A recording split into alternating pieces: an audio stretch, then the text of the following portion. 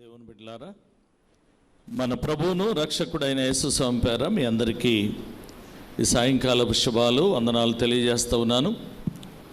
లెంట్లోని రెండో దినములోనికి ప్రవేశించాం. ప్రార్థనతో ఆరాధన ప్రారంభం చేద్దాం. ప్రార్థన చేసుకుందాం. లోక పాపాలను మోసుకొని పోవు దేవుని గొర్రెపిల్లవైన మా యేసుస్వామి, మీ పరిశుద్ధమైన పాదములకు వందనాలు స్తోత్రాలు చెల్లిస్తూ ఉన్నాము నాయన.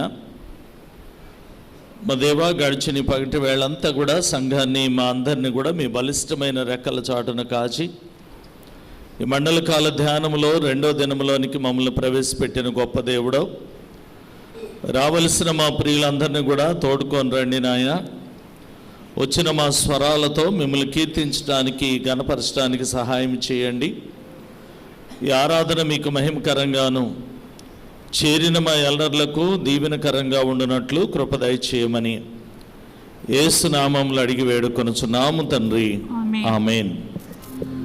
సాయంకాల 32వ కీర్తన పాడుతూ దేవుని మహింపరుస్తూ సాయంకాల ఆరాధన క్రమంలోనికి ప్రవేశిద్దాం.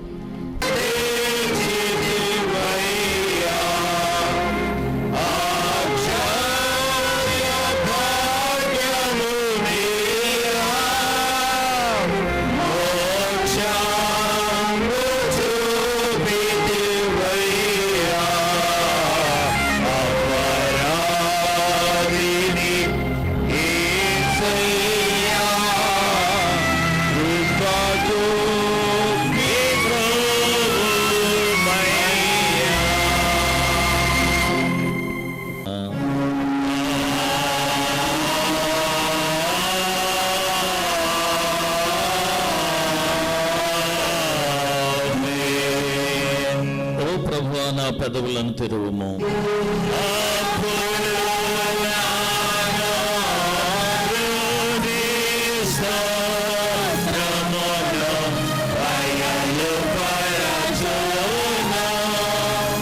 ఓ దేవా, నన్ను విడిపించుటకు త్వరగా రమ్ము.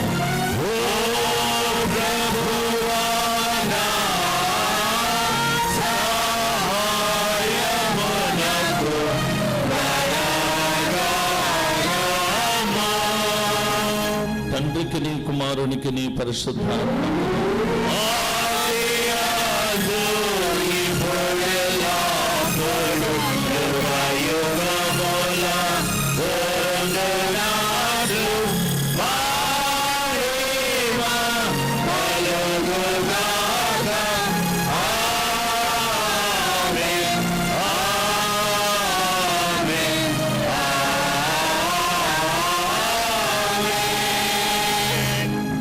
దయచేసి కూర్చోనండి.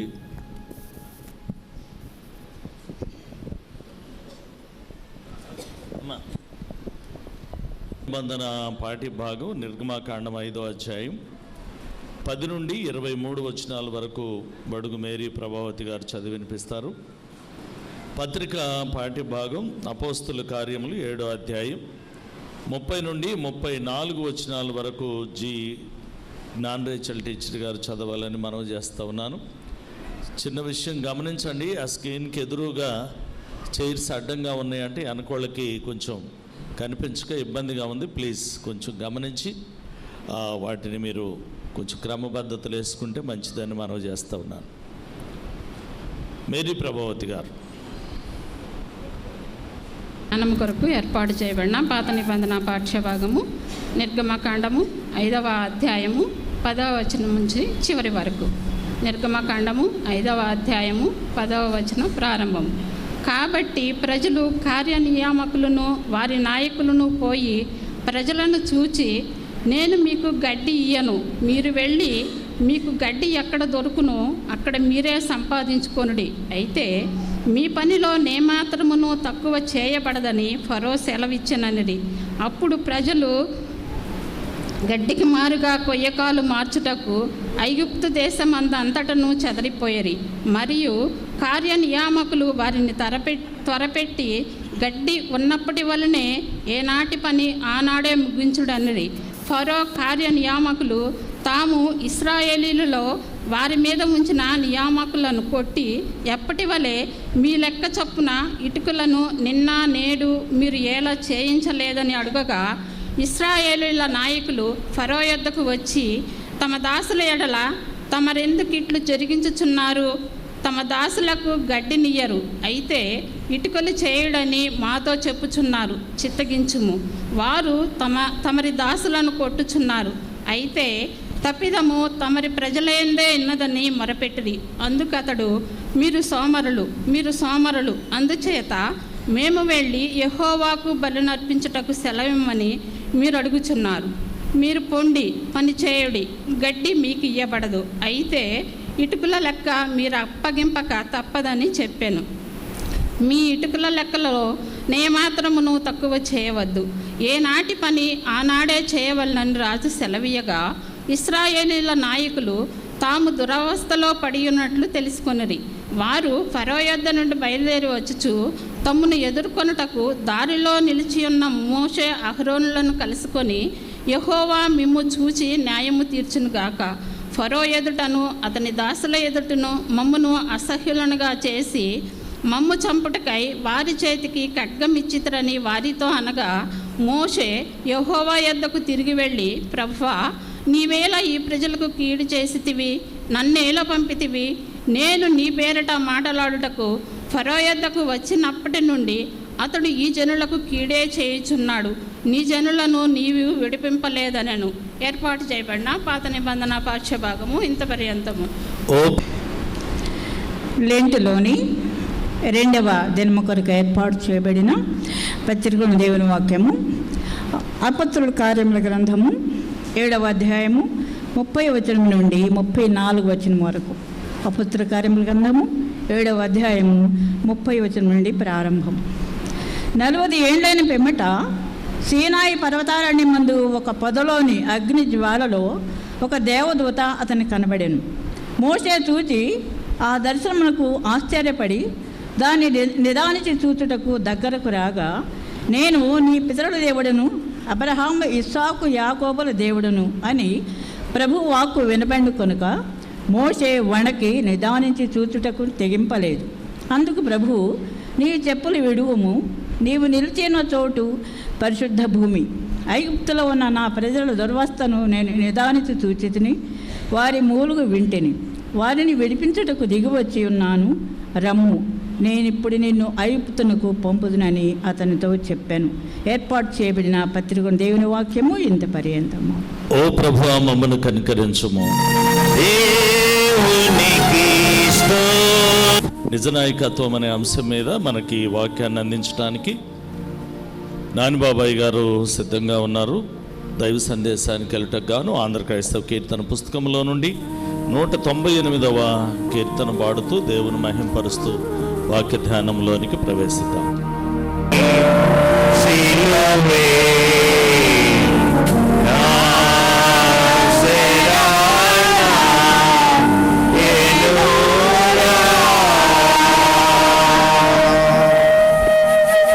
మన తండ్రి అయిన దేవుని నుండి, ప్రభు అయిన యేసుక్రీస్తు నుండి కృపయో సమాధానములు మీకు కలుగునుగాక.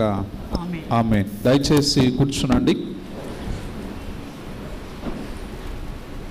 ప్రభునందు ప్రియమైన దేవుని సంగమా,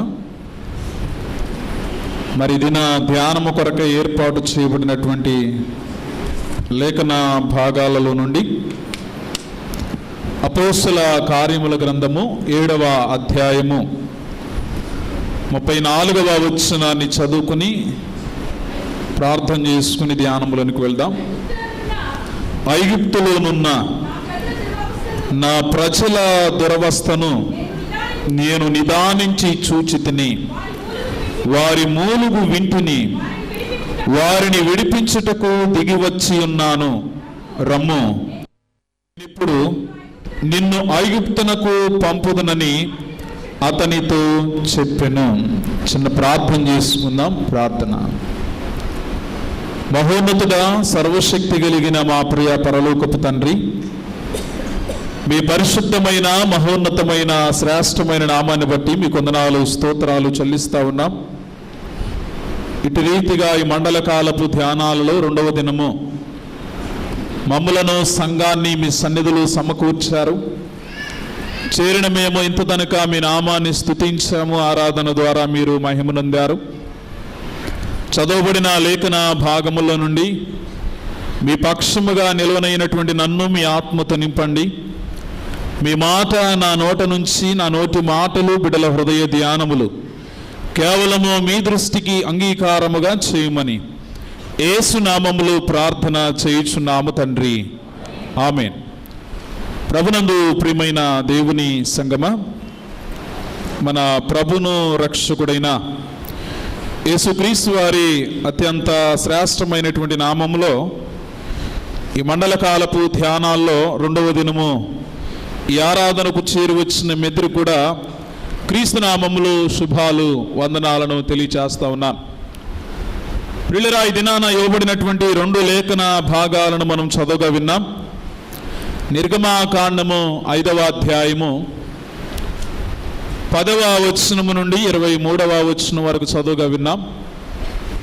అపోస్తల కార్యముల గ్రంథము 7వ అధ్యాయము 30వ వచనము నుండి 34వ వచనం వరకు మనం చదువుగా విన్నాం. ఈ 2 లేఖన భాగాలను ఉద్దేశించి ఇది మనకి ఇవ్వబడినటువంటి అంశం ఏదనగా ట్రూ లీడర్షిప్, నిజ నాయకత్వము అనేటువంటి అంశము ఇది మన కొరకై ఏర్పాటు చేయబడినటువంటిదిగా ఉంది. ప్రియమైనటువంటి దేవుని వల్లరా, చదువుకున్నటువంటి 2 లేఖన భాగాల్లో మోషేను గురించి రాయబడింది. అయితే పాత నిబంధన గ్రంథము నిర్గమాకాండము 5వ అధ్యాయము, ఈ 5వ అధ్యాయము 1వ వచనము నుండి 23వ వచనం వరకు కూడా ఉన్నటువంటి లేఖన భాగాలను కనుక మనము జ్ఞాపకం చేసుకోగలిగితే ఇక్కడ 3 భాగాలుగా ఈ అధ్యాయం విభజింపబడినటువంటిదిగా ఉంది. ఈ 3 భాగాలు ఏమై ఉన్నాయంటే, ఈ 5వ అధ్యాయము 1వ వచనము నుండి 14వ వచనం వరకు ఫరో మోషేను తిరస్కరించి ఇశ్రాయేలు ప్రజలను మరింతగా కష్టపెట్టడం అనేటువంటిది మనం చూస్తూ ఉన్నాం. ఎందుకంటే దేవుడు మోషేని ఒక నాయకునిగా ఎన్నుకున్నాడు. తన 40వ ఏట తనను నాయకునిగా ఎన్నుకొని ఐగుప్తులో తన ప్రజలు బానిసత్వంలో గడుపుచున్నటువంటి ఇశ్రాయేలు ప్రజలను ఆ ఐగుప్తు బానిసత్వములో నుండి బయటకు తీసుకురావాలి అనేటువంటి ఉద్దేశములో, ఆలోచనలో దేవుడు మోషేను ఒక నాయకునిగా ఎన్నుకున్నటువంటి వాడుగా ఉన్నాడు. ఒక నిజమైనటువంటి నాయకత్వము ఇది మనకి ఇవ్వబడినటువంటి ధ్యానాంశం కూడా. అయితే ప్రభునందు ప్రియమైనటువంటి దేవుని వల్లరా, ఇక్కడ దేవుడు చెప్పినటువంటి రీతిగానే మోషే ఇశ్రాయేలు ప్రజలను విడిపించడానికి ఐగుప్తు బానిసత్వంలో ఉన్నటువంటి ప్రజల యొద్దకు వెళ్ళినప్పుడు ఫరోతో మాట్లాడుతూ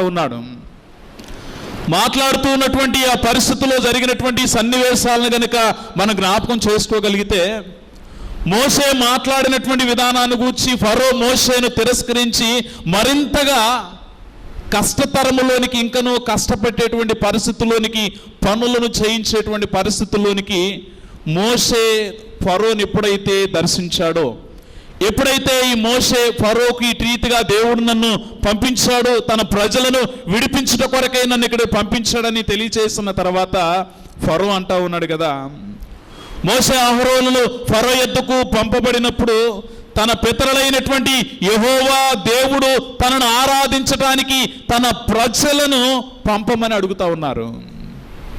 తన పితరులైనటువంటి దేవుడు అబ్రహాము, ఇస్సాకు, యాకోబుల దేవుడు మమ్మల్ని సమయములు ఇక్కడికి పంపించాడు. బానిసత్వములో ఉన్నటువంటి ఈ బిడ్డలు యెహోవాను ఆరాధించడానికి, వారిని బయటకు తీసుకుని రావడానికి మమ్మల్ని ఇక్కడ పంపించి ఉన్నాడు అని చెప్పినప్పుడు అందుకు ఫరో ఏమంటా ఉన్నాడు తెలుసా? అసలు మీ దేవుడు ఎవరు? అసలు మీ దేవుడు ఎవరు? ప్రభునందు ప్రియమైనటువంటి దేవుని వల్లరా, నేను మీ మాట విని ఇశ్రాయేలీయులను పోనివ్వడానికి అసలు యెహోవా ఎవడు? మీరు చెప్పినటువంటి మాటను నేను ఆలకించి ఇశ్రాయేలు ప్రజలను ఇక్కడ నుండి బయటకు పంపించడానికి అసలు యెహోవా ఎవడు, అసలు మీ దేవుడు ఎవరు? ఈ విషయాన్ని కనుక మనం చాలా జాగ్రత్తగా పరిశీలన చేసినట్లయితే అటు రీతిగా ఫరో వారిని ప్రశ్నిస్తా ఉన్నాడు, అసలు యెహోవా ఎవరు, మీ దేవుడు ఎవరు అని వారిని ప్రశ్నిస్తూ ఉన్నప్పుడు, ఎందుకంటే ఐగుప్తీయులు బహుదేవతారాధన కలిగినటువంటి వారు, బహుదేవతారాధన కలిగినటువంటి వారు, కోట్ల మంది దేవతలు ఫరోకు తెలుసు, కానీ దేవుని గురించి తెలియదు, యెహోవా దేవుని గురించి తెలియదు. ప్రభునందు ప్రియమైనటువంటి దేవుని వాళ్ళరా, ఇక్కడ దేవుని గురించి తెలియదు, కానీ బాలిసలైనటువంటి ఈ యొక్క ప్రజలు దేవుడు ఏమంత శక్తిమంతుడు అనేటువంటి ఆలోచనలో కూడా ఉన్నాడు. బానిసత్వంలో ఉన్నటువంటి ఇశ్రాయేలు ప్రజలకు దేవుడుగా ఉన్నాడు కదా, ఆ దేవుడు ఎంత మాత్రం శక్తిమంతుడు అనేటువంటి ఆలోచనలో ఉన్నాడు ఫరో. అందుకే మీ దేవుడు ఎవరు, అసలు యెహోవా ఎవరు అని తలంచి ఎగతాళిగా మాట్లాడుతూ ఉన్నాడు. ప్రభునందు ప్రియమైనటువంటి దేవుని వాళ్ళరా, మోషే అహరోనులు తెచ్చినటువంటి సందేశము ఇశ్రాయేలు ప్రజలను మరింత కష్టానికి కారణం చేసింది, మరింత కష్టానికి వారిని కారకమైంది. ఎందుకంటే కఠిన దాస్యమునకు వారికి దారి తీసినటువంటిదిగా ఉంది. ఇంకా కఠినమైనటువంటి పనులను చాకిరి చేసుకోవడానికి వారికి దారి తీసినటువంటిదిగా ఉంది. కానీ ఎన్ని పరిస్థితులు మానవుని యొక్క జీవితంలో ఎదురైనా దేవుని యొక్క పనిని విధేయతతో కొనసాగించటం అనేటువంటిది ఉత్తమమైనటువంటిది. ఇదే నిర్గమాకాండం 5వ అధ్యాయము 15వ వచనము నుండి 21వ వచనం వరకు ఉన్నటువంటి సత్యం ఏమైనదంటే, ఇశ్రాయేలీయులు మోషేను నిందిస్తా ఉన్నారు. ఎప్పుడైతే దేవుడు మోషేని ఒక నాయకుడిగా ఐగుప్తు బానిసత్వంలో ఉన్నటువంటి ప్రజల యొద్దకు పంపించబడినటువంటి వాడుగా ఉన్నాడు, అతడు సెలవిచ్చినటువంటి మాటలను బట్టి ఇంకనూ ఇశ్రాయేలు ప్రజలు మోషేను నిందిస్తూ ఉన్నటువంటి వారుగా ఉన్నారు. 21వ వచనంలో మనం చూస్తే, యెహోవా మిమ్ము చూచి న్యాయము తీర్చును గాక, ఫరో ఎదుటను అతని దాసుల ఎదుటను మమ్మును అసహ్యులుగా చేసి మమ్మును చంపుటకై వారి చేతికి ఖడ్గమిచ్చితరని వారితో అనగా. చూడండి, మమ్మల్ని చంపటానికి వారి చేతికి ఖడ్గమిచ్చితిరా.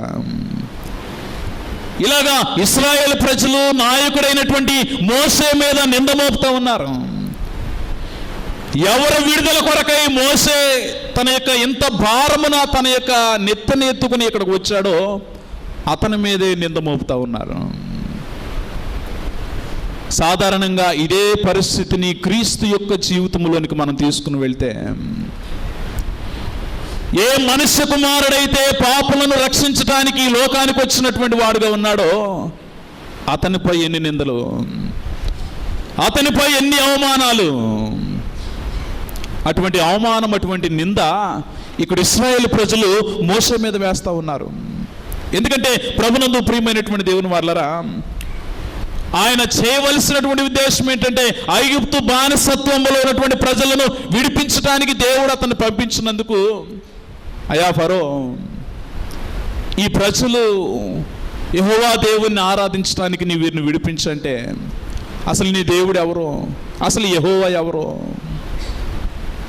ఇలాగా ఎప్పుడైతే ఈ యొక్క చర్చ అనేటువంటిది జరిగిందో మరింత కష్టానికి దారి తీసిన తర్వాత ఆ ఇశ్రాయేలు ప్రజలు అంటా ఉన్నారు, నువ్వు వారి చేతికి ఖడ్గాన్ని అప్పగించేశావు, ఇంకా వెట్టి పనిని, ఇంకా కష్టతరమైనటువంటి పనిని మాకు అప్పగించి వెళ్తా ఉన్నావు అని మోషేను నిందిస్తూ ఉన్నటువంటి వారుగా ఉన్నారు.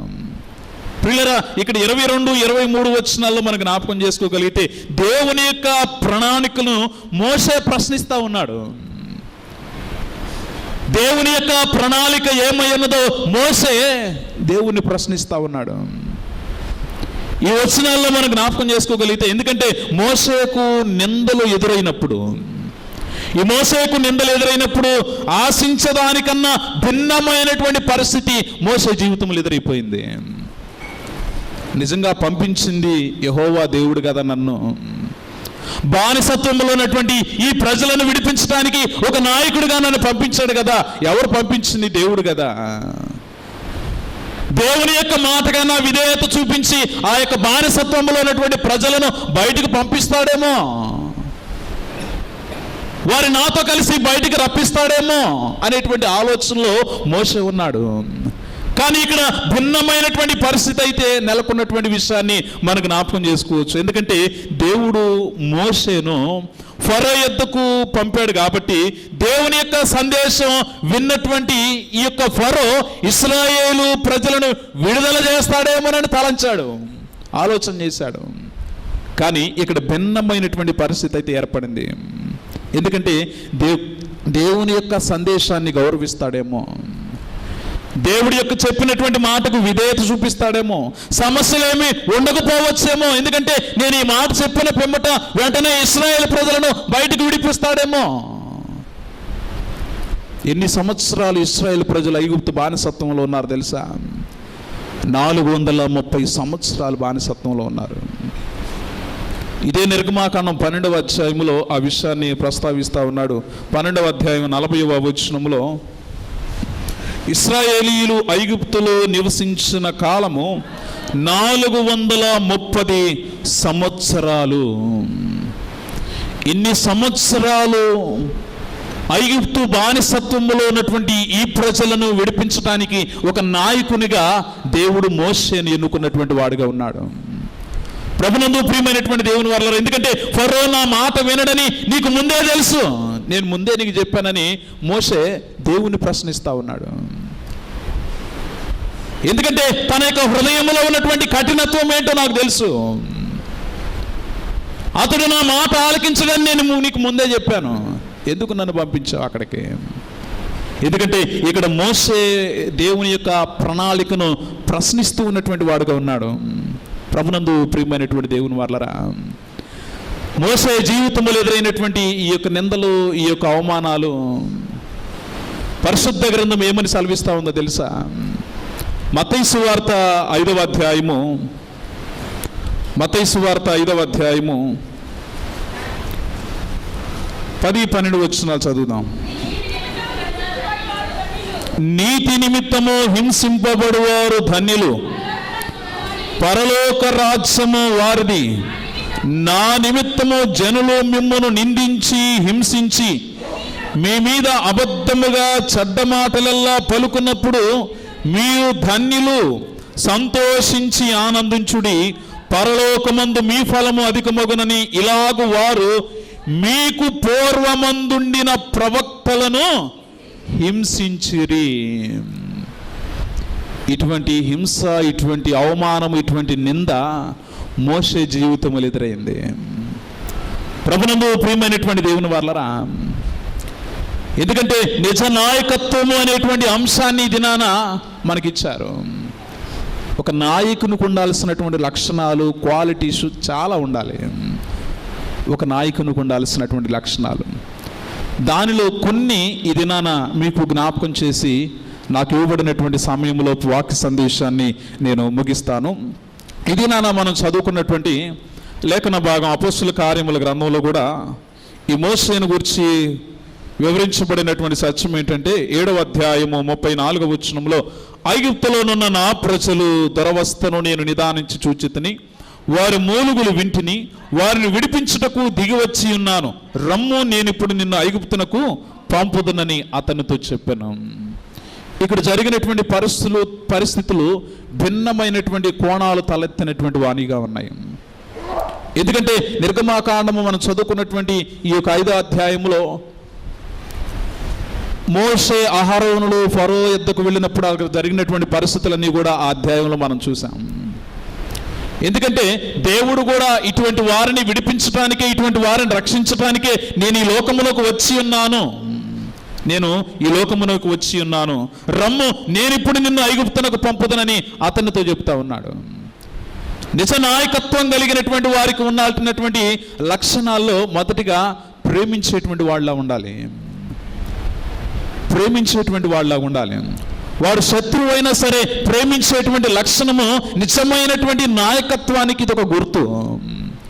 పరిశుద్ధ గ్రంథములో మనం జ్ఞాపకం చేసుకోగలిగితే యోహాను సువార్త 13వ అధ్యాయము 34వ వచనములో మీరు ఒకరినొకరు ప్రేమింపవలనని మీకు క్రొత్త ఆజ్ఞ ఇచ్చుచున్నాను. నేను మిమ్మును ప్రేమించినట్టే మీరును ఒకరినొకరు ప్రేమింపవలెను. ప్రభునందు ప్రియమైనటువంటి దేవుని వారలారా, నేను ఒక క్రొత్త ఆజ్ఞ మీకు ఇస్తా ఉన్నాను. ఏమిటి ఆజ్ఞ అంటే, నేను మిమ్మల్ని ప్రేమించినట్టే మీరును కూడా ఒకరినొకరు ప్రేమించండి. వాస్తవికంగా దేవుడు మోషేని ఒక నాయకునిగా ఇశ్రాయేలు ప్రజలు బానిసత్వంలో ఉన్నటువంటి సమయంలో పంపించినప్పుడు ప్రేమ ఉన్నదని మనం గుర్తించవచ్చు. ఎందుకంటే ఈ యొక్క దినాన యేసుక్రీస్తు ప్రభుల వారు నా పాపములను విడిపించడానికి పరలోకము నుండి ఆయన యొక్క లోకములోనికి దిగి వచ్చినటువంటి వాడుగా ఉన్నాడు. ప్రేమ లేకపోతే ఆయన ఈ లోకానికి వచ్చేటువంటి వాడు కాదు. ఇటువంటి ప్రేమ మనుషులంగా ఉన్నటువంటి మనము ఎదుటి వారి పట్ల కూడా చూపించాల్సినటువంటి వారమై ఉండాలి. ఈ మండల కాలపు ధ్యానాల్లో ఈ 40 దినాలు చాలా మంది భక్తి శ్రద్ధలతో ఆచరిస్తారు. ఆధ్యాత్మికమైనటువంటి జీవితంలో బలపడాలి అనేటువంటి ఆలోచనలు వస్తారు. ఎందుకంటే ఇంతగా వాక్య సందేశాలని ఇంతగా భక్తిలో బలపడుతున్నటువంటి మనము ఎదుటి వారి పట్ల ప్రేమించేటువంటి గుణం మనలో ఉన్నదా లేదా ఒకసారి మన జీవితాలను మనం ప్రశ్నించుకోవాలి. ప్రభునందు ప్రియమైనటువంటి దేవుని వల్ల నేను మిమ్మల్ని ప్రేమించినట్లే మీరు కూడా ఒకరినొకరు ప్రేమించుకోనండి. ఎందుకంటే ఇక్కడ ఇశ్రాయేలు పట్ల దేవునికి ఉన్నటువంటి ప్రేమ అంత ఇంత కాదు. 430 సంవత్సరాల నుండి ఐగుప్తు బానిసత్వంలో మగ్గిపోవచ్చున్నటువంటి ఆ ప్రజలను విడిపించడానికి దేవుని ప్రేమ అంత ఇంత కాదు. అందుకే దేవుని యొక్క ప్రేమను అగాపే లవ్గా అంటాం. ఆ ప్రజలను విడిపించడానికి దేవునికి ఉన్నటువంటి ప్రేమను గురించి మనం జ్ఞాపకం చేసుకోవచ్చు. అందుకే నేను మీకు క్రొత్త ఆజ్ఞ ఇస్తా ఉన్నాను. నేను మిమ్మల్ని ప్రేమించినట్లే మీరును కూడా ఒకరినొకరు ప్రేమించుకొనండి. ప్రేమించాడు కాబట్టే ఐగుప్తులో ఉన్నటువంటి బానిసత్వంగా ఉన్నటువంటి ఇశ్రాయేలు ప్రజలను బయటకు విడిపించినటువంటి వాడుగా ఉన్నాడు.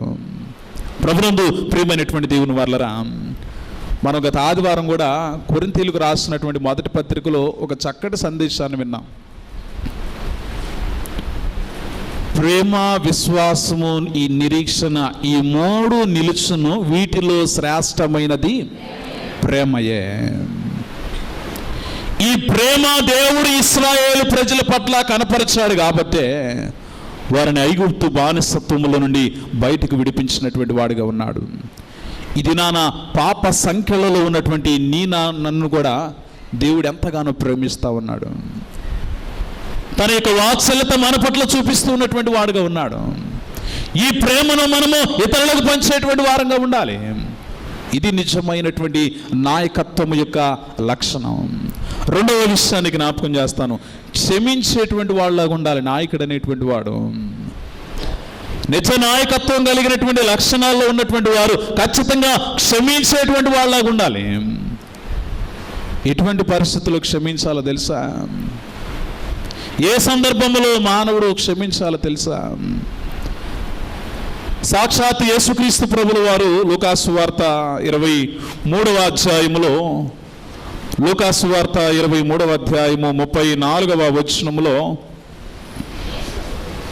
యేసు, తండ్రి వీరేమి చేయుచున్నారో వీరెరుగరు గనుక వీరిని క్షమించమని చెప్పెను.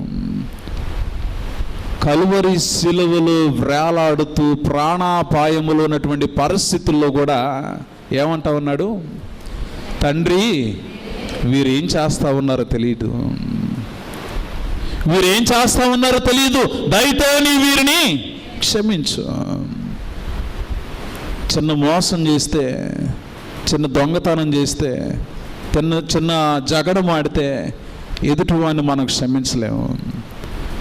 కానీ నీ కొరకు నా కొరకు ప్రాణాన్ని పెట్టడానికి వచ్చినటువంటి క్రీస్తు కలువరి శిలువలో ఆ మ్రాణి మీద వేలాడుతూ కూడా వీరేం చేస్తా ఉన్నారు వీరికి తెలియదు. నీ వీరిని క్షమించుమని ప్రాధేయపడతా ఉన్నటువంటి వాడుగా ఉన్నాడు. ఇది అసలైనటువంటి నిజ నాయకత్వానికి మలుపు. క్రీస్తునందు ప్రియమైనటువంటి దేవుని వాళ్ళరా, ఎందుకంటే ఇక్కడ ఇశ్రాయేలు ప్రజలను దేవుడు మోషే మీద సనిగినటువంటి వారుగా ఉన్నారు. అసలు ఎందుకు మమ్మల్ని ఈ అరణ్యంలో కనీసం నీరు లేదు, ఆహారం లేదు, మమ్మల్ని ఎందుకు ఇలా చవిచారం లేనటువంటి ఈ భూమిని మాకు పెడతారా? ఎందుకు అక్కడ ఉన్నటువంటి మమ్మల్ని బానిసత్వంలో ఉన్నటువంటి బయటికి తీసుకుని వచ్చారని మోసే మీద, దేవుని మీద సనుక్కుంటా ఉన్నారు. కానీ మన దేవుడు క్షమించేటువంటి మనస్తత్వం కలిగినటువంటి వాడు. మన దేవుడు జాలి కలిగినటువంటి వాడు. సమస్తాన్ని కూడా మానవులకు అనుగ్రహించేటువంటి వాడు. కాబట్టి వీరేం చేస్తా ఉన్నారో తెలియదు, వీరిని క్షమించు. ఎందుకంటే క్రీస్తులో ఉన్నటువంటి లక్షణాలన్నీ కూడా క్రైస్తవులంగా పిలువబడుచున్నటువంటి మనం కూడా అట్టి లక్షణాలు కలిగి ఉండాలి. మోషే అంతటి వాడు ఇశ్రాయేల్ ప్రజల ఎద్దుకు పంపటానికి వెళ్ళినప్పుడు, అయ్యా నా పరిస్థితి నీకు తెలుసు, కనీసం మాట్లాడలేనటువంటి పరిస్థితులు కూడా నేను ఉన్నాను. అలాంటిది ఆ ఫరో ఎద్దుకు వెళ్ళి నేను నిలిచి ఏం మాట్లాడాలి? అతను అడిగేటువంటి ప్రశ్నకు ఏం సమాధానం చెప్పాలి? ఎవరు పంపించారంటే ఏమని చెప్పాలి? ఏమని చెప్పాలి? నువ్వు వెళ్ళి చెప్పు, నేను ఉన్నవాడను అనువాడనై ఉన్నానని చెప్పు. నీకు తోడుగా లేవడైనటువంటి నీ సహోదరుడు అహరోను నీకు పంపుతాను. ప్రభునందు ప్రియమైనటువంటి దేవుని వారలరా, ఇలా వెళ్ళినటువంటి వీరిపైన పంపించినటువంటి దేవుడి పైన సనుక్కోవడం ప్రారంభించారు ఇశ్రాయేల్ ప్రజలు. అయినను కూడా దేవుడు వారి పట్ల క్షమాపణ కలిగినటువంటి వాడుగా ఉన్నాడు. క్షమించేటువంటి మనస్తత్వము క్రైస్తవులకే కలుగుతుంది, మరెవరు కూడా కలగదు, క్రైస్తవులకే కలుగుతుంది. కాబట్టి నిజమైనటువంటి నాయకత్వపు లక్షణాలు కలిగినటువంటి వారు కూడా క్షమించేటువంటి గుణము క్రైస్తవుల్లో కూడా ఉండాలని ఇది నా మీకు జ్ఞాపకం చేస్తున్నటువంటి వాడిగా ఉన్నాను. మూడవ విషయాన్ని జ్ఞాపకం చేస్తాను. దయ చూపించే వాళ్ళ ఉండాలి. దయ చూపించేటువంటి వాళ్ళ ఉండాలి. పరిశుద్ధ గ్రంథం సెలవిస్తూ ఉంది. అపోస్తుల కార్యముల గ్రంథం 5వ అధ్యాయము, అపోస్తుల కార్యముల గ్రంథం 5వ అధ్యాయము 31వ వచనములో, ఇశ్రాయేలునకు మారు మనస్సును పాపక్షమాపణను దయచేయుటకై దేవుడు ఆయనను అధిపతినిగాను రక్షకునిగాను తన దక్షిణ హస్త బలముతో హెచ్చించి ఉన్నాడు. చాలండి. చూడండి, ప్రభునందు ప్రియమైనటువంటి దేవుని వల్లరా, ఇశ్రాయేలు ప్రజలకు మారు మనస్సును పాపక్షమాపణ దయచేయటకై దేవుడు ఆయనను అధిపతినిగాను ఒక నాయకునిగాను ఎన్నుకున్నటువంటి వాడుగా ఉన్నాడు. ఎందుకంటే ఎదుటివారి పట్ల దయ చూపిస్తే దేవుడు నీ పట్ల కూడా దయ చూపిస్తాడు. ఇంకా మరింత లోతుగా మనం వెళ్తే నిర్గమాకాండము 22వ అధ్యాయములో, నిర్గమాకాండము 22వ అధ్యాయము 27వ వచనములో, వాడు కప్పుకొనినది అదే, అది వాని దేహమునకు వస్త్రము, వాడు మరి ఏమి కప్పుకొనును పండుకొనును, నేను దయగలవాడును, వాడు నాకు మొర్రపెట్టిన ఎడల నేను విందును. ఏమంటా ఉన్నాడు? నేను దయగలవాడను, వాడు నాకు మొర్రపెట్టినప్పుడు నేను విందును. ఈ వాక్యం ఎక్కడ మనం చదువుకున్నాం? అపోస్తుల కార్యముల గ్రంథం 7వ అధ్యాయం 34వ వచనములో ఏమంటా ఉన్నాడు?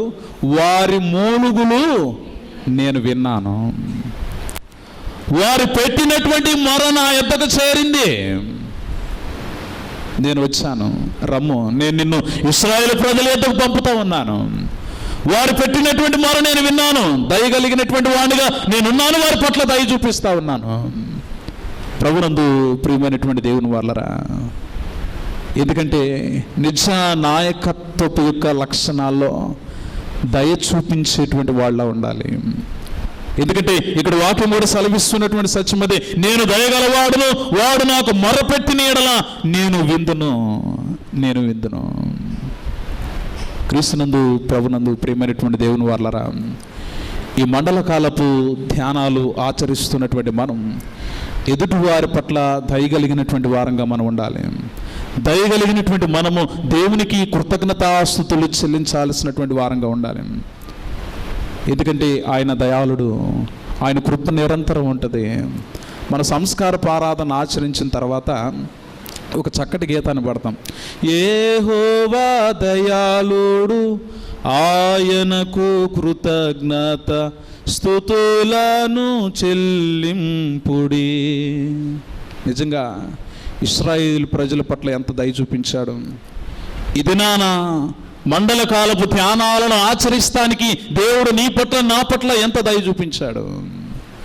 నీవు పెట్టేటువంటి మొర పరమునకు చేరుతా ఉంది కాబట్టి ఆయన నీ పట్ల నా పట్ల దయ చూపిస్తూ ఉన్నాడు. అదే రీతిగా ఇశ్రాయేలు చెరలో మొంగిపోతున్నటువంటి ప్రజల పక్షాన కూడా దేవుడు నిలబడి దయ చూపించినటువంటి వాడిగా ఉన్నాడు. మరొక విషయాన్ని మీ ముందు ఉంచాలని నేను ఇష్టపడతా ఉన్నాను. విడుదలనిచ్చేవాడిలా ఉండాలి. నిజ నాయకత్వపు లక్షణాల్లో విడుదలనిచ్చేటువంటి వాళ్ళ ఉండాలి. లూకాసు వార్త 4వ అధ్యాయము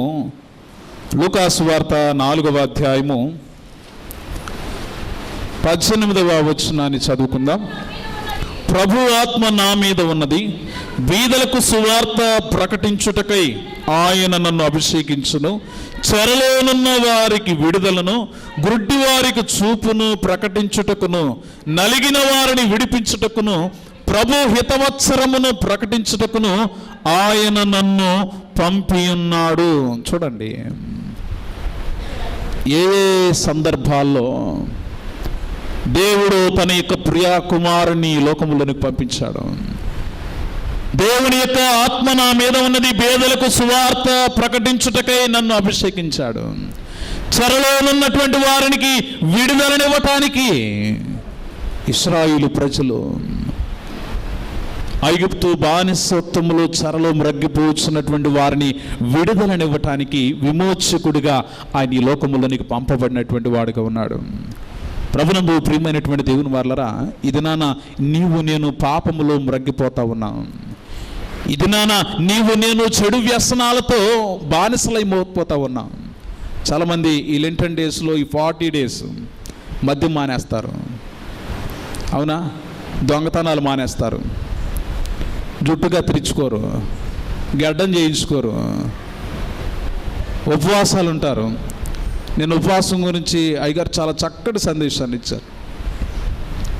ప్రభునందు ప్రియమైనటువంటి దేవుని వల్లరా, దేవుడు సువార్త ప్రకటించడానికి చెరలో ఉన్నటువంటి నిన్ను, పాపంలో ఉన్నటువంటి నిన్ను విడిపించడానికి ఈ లోకానికి వచ్చినటువంటి వాడుగా ఉన్నాడు. ఎందుకంటే ఇది నిజ నాయకత్వపు లక్షణం. ఇది నిజ నాయకత్వపు యొక్క లక్షణం. అపోస్తుడైనటువంటి పౌలు కూడా చెప్తా ఉన్నాడు కొలసీలకు రాసినటువంటి పత్రికలో 1వ అధ్యాయం 13-14 వచనములో, ఆయన మనలను అంధకార సంబంధమైన అధికారములో నుండి విడుదల చేసి తాను ప్రేమించిన తన కుమారుని యొక్క రాజ్య నివాసులను గాను చేసెను. ఆ కుమారుని యందు మనకు విమోచనము అనగా పాప క్షమాపణ కలుగుచున్నది. చూడండి, ప్రభునందు ప్రియమైనటువంటి దేవుని వర్లరా, చాలా స్పష్టమైనటువంటి విషయాన్ని జ్ఞాపకం చేస్తా ఉన్నాడు. ఆ కుమారుని యందు మనకు విమోచనమును అనగా పాప క్షమాపణ కలుగుచున్నది. యేసుక్రీస్తు ప్రభువు వారు నిన్నును నన్నును విమోచించడానికి, నిన్నును నన్నును విడిపించడానికి ఒక నాయకుడిగా ఈ లోకములోకి వచ్చాడు. అదే ప్రకారం దేవుడు మోషేను ఒక నాయకుడిగా ఎన్నుకుని ఇశ్రాయేలు ప్రజల పక్షాన నిలబడి వారిని విడిపించినటువంటి వాడుగా ఉన్నాడు. కాబట్టి ఆ పాప సంఖ్యలలో ఉన్నటువంటి మనము, అంధకార జీవితంలో ఉన్నటువంటి మనం బయటకు వచ్చామా లేదా? దేవుని యొక్క వాక్యము చేత మనం బయటికి విడిపింపబడినటువంటి వారంగా ఉన్నామా లేదా? ఒకసారి మన జీవితాలను మనం ప్రశ్నించుకోవాల్సినటువంటి వారంగా ఉండాలి. మరొక విషయాన్ని నేను జ్ఞాపకం చేస్తాను, సమయం అయిపోతా ఉంది. రక్షించేవాడిలా ఉండాలి. నిజ నాయకత్వపు యొక్క లక్షణము రక్షించేటువంటి వాడిలా ఉండాలి. అపోస్తుల కార్యముల గ్రంథము 2వ అధ్యాయము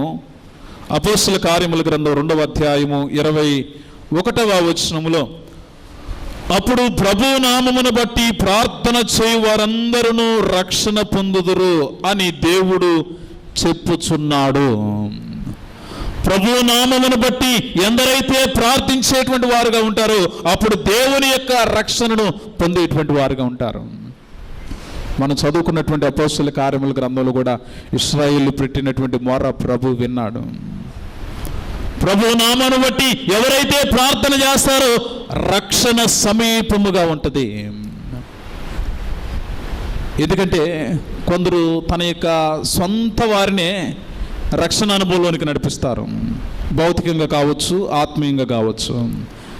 కానీ దేవుడు తనకు మొరబెట్టేటువంటి వారందరికీ కూడా రక్షణను అనుగ్రహించేటువంటి వాడుగా ఉన్నాడు. మరిన్ని సంవత్సరాలు బానిసత్వంలో ఉన్నటువంటి ఆ ప్రజలను దేవుడు వారి పట్ల దయ చూపించి, దేవుడు వారి పట్ల ప్రేమ చూపించి, దేవుడు వారిని క్షమించి, వారిని విడిపించి, వారిని రక్షణ మార్గంలోనికి నడిపిస్తున్నటువంటి వాడుగా ఉన్నాడు. మరి దినాన దేవుణ్ణి ఆరాధిస్తున్నటువంటి మనం అటువంటి రక్షణ మార్గంలో మనం నడవగలుగుతా ఉన్నామా? ఇతరులను మనం నడిపించేటువంటి వారంగా ఉన్నామా లేదా? ఒకసారి మన జీవితాలను మనం ప్రశ్నించుకోవాల్సినటువంటి వారమై ఉండాలి. ప్రభునందు ప్రియమైనటువంటి దేవుని వారలరా, ఇవన్నీ కూడా నిజ నాయకత్వపు యొక్క లక్షణాలుగా మనం జ్ఞాపకం చేసుకోవాలి. ఎందుకంటే క్రీస్తును పోలి నడుచుకుంటున్నటువంటి మనము, క్రైస్తవులంగా క్రీస్తును ఆరాధిస్తున్నటువంటి మనము కూడా ఒక గొప్ప నాయకులంగా, దేవుని చేత ఏర్పరచుకున్నటువంటి ఒక గొప్ప సాధనంగా ఇటువంటి లక్షణాలు మనలో ఉండాలి. ఇటువంటి లక్షణాల్లో మనలో ఉండాలి. ఎందుకంటే ఎవరు చేయనటువంటి త్యాగాన్ని కూడా నిజ నాయకత్వముగా క్రీస్తు మన కొరకు చేశాడు.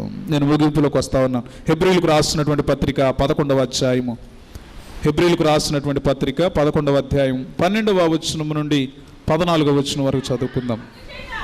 అందుచేత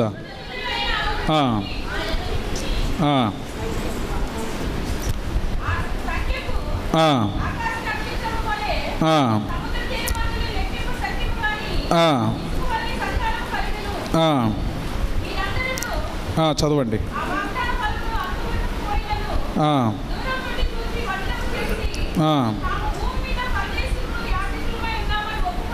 సారీ 10వ అధ్యాయము 12వ వచనం నుంచి చదవండి.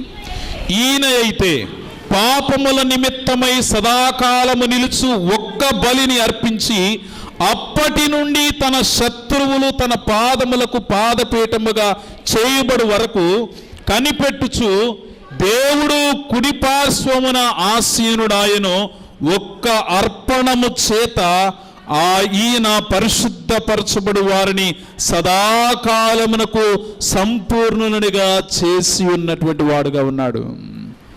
పాత నిబంధనలో బలులు మనందరికీ తెలుసు. కానీ ఈ దినాన క్రీస్తు నీ కొరకు నా కొరకు ఒక్కసారిగానే తన శరీరాన్ని బలిగా అర్పించుకున్నాడు. క్రీస్తు ఈ దినాన నీ కొరకు నా కొరకు ఆ మ్రానుపై వేలాడుతున్నటువంటి శిలువ పైన బలిగా అర్పించబడినటువంటి వాడుగా ఉన్నాడు. నిన్నును నన్నును సంపూర్ణునిగా చేయటానికి, నిన్నును నన్ను పరిశుద్ధపరచటానికి, నిన్నును నన్నును నీతిమంతులుగా చేయటానికి, నిన్నును నన్నును ఆయన ఉండేటువంటి స్థలములోనికి చేర్చటానికి ఒక్కసారిగా ఆయన బలి పశువుగా మారిపోయాడు. ప్రభునందు ప్రియమైనటువంటి దేవుని వారలారా, ఇది నిజ నాయకత్వపు యొక్క లక్షణం. ఎందుకంటే దేవుడు అందరికంటే గొప్పవాడు, అబ్రహాం కంటే గొప్పవాడు, మోషే కంటే గొప్పవాడు, ఇక్కడ కూర్చున్నటువంటి మనందరికంటే గొప్పవాడు. ఎవరు చేయనటువంటి త్యాగాన్ని క్రీస్తు మన కొరకు చేశాడు. తన ప్రాణమునిచ్చేటువంటి నాయకత్వం ఇంకెవరికైనా ఉందా? ఎవరైనా ప్రాణాన్ని పెడతారా? ఈ దినాల్లో మనం చూస్తే రాజకీయ నాయకుల కొరకై ప్రజలు ప్రాణాలు పెడుతున్నారు కదా. సమాజంలో వారెవడో ఓడిపోయాడని వీరు ప్రాణాలు కోల్పోతూ ఉన్నారు.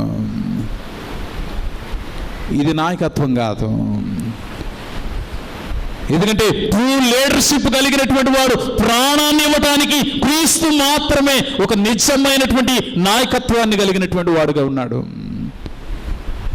ఇది నా క్రీస్తును ఆరాధించడానికి వచ్చినటువంటి మనం క్రీస్తుని కలిగినటువంటి వారంగా, ప్రేమించేటువంటి స్వభావం, క్షమించేటువంటి స్వభావం, దయగలిగినటువంటి వారంగా. ఎందుకంటే ఇశ్రాయేలు ప్రజల పట్ల దేవుడు చేస్తున్నటువంటి గొప్ప కార్యాలు, మోషేని ఒక నాయకునిగా ఎంచుకుని వారి యొక్క అరణ్య మార్గములో 40 సంవత్సరాలు ఎన్ని కష్టాలు వచ్చినా, ఎన్ని నష్టాలు వచ్చినా, ఎన్ని వచ్చినా కూడా ఒక నాయకత్వపు హక్కును విధించి ఆ ప్రజలు నడిపించినటువంటి వాడుగా ఉన్నాడు.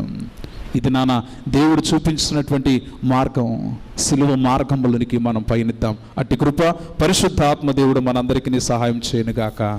ఆమేన్. సమస్త జ్ఞానమునకు మించిన దేవుని సమాధానం యేసుక్రీస్తు వలన మీ హృదయములకును తలంపులకును కావలిండును గాక. ఆమేన్.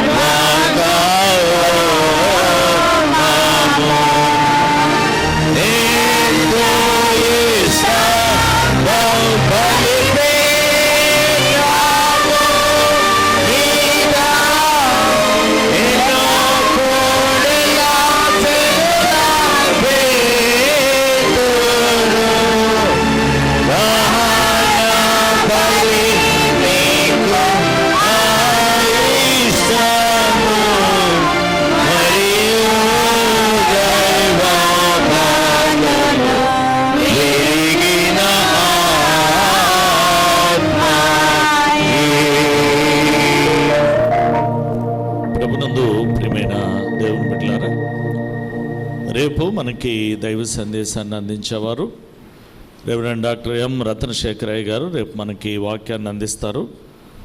ఒక ప్రకటన గమనించాలి. మరి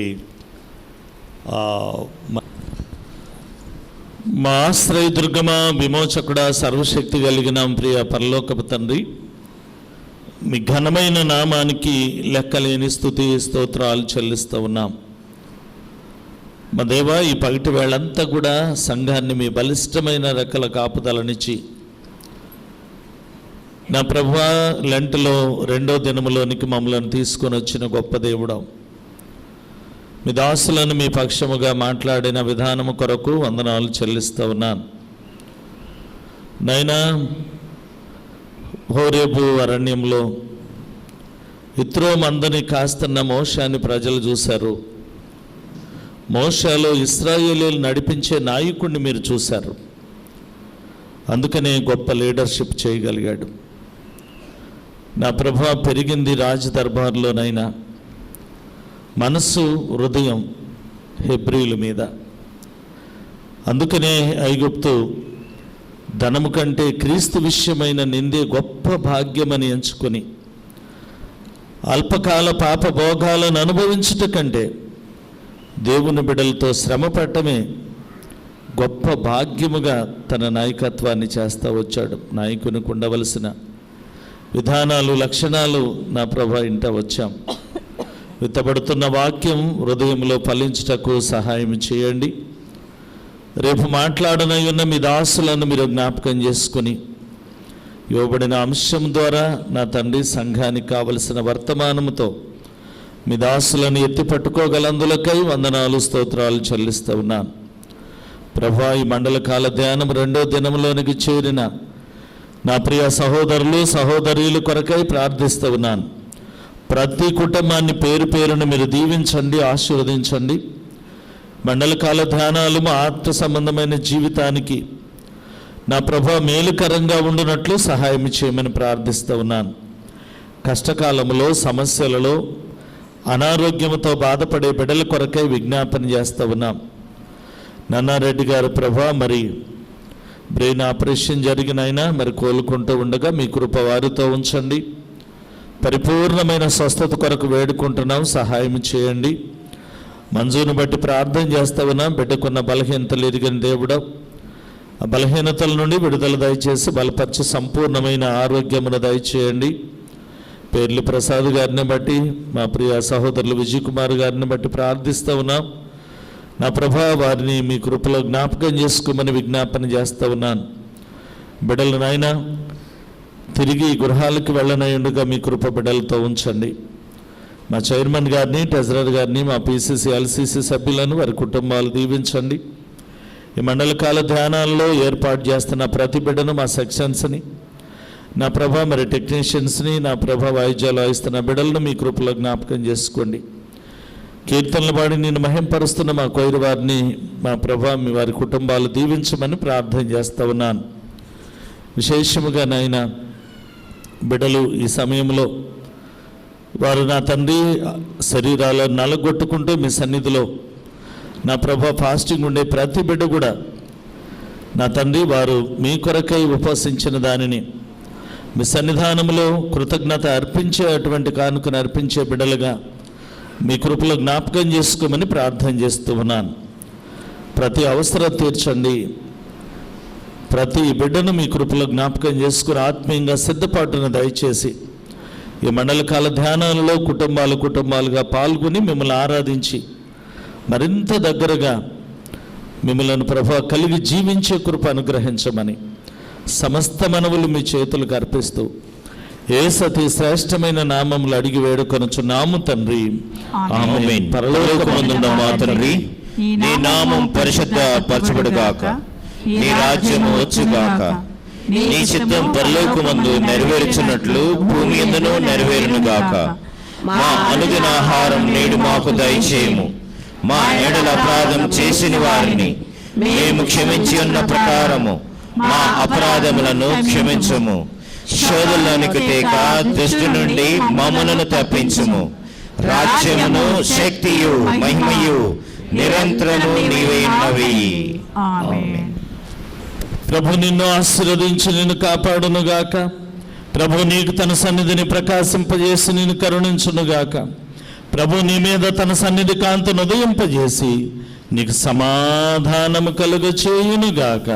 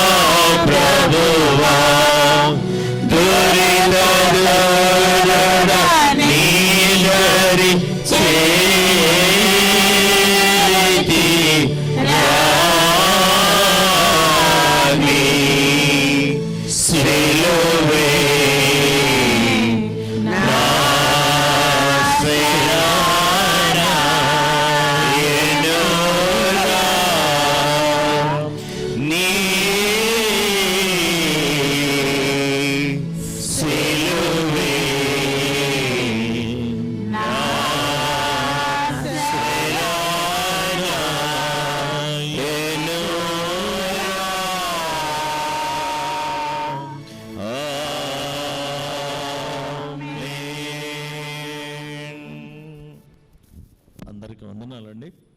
థ్యాంక్ యూ వెరీ మచ్.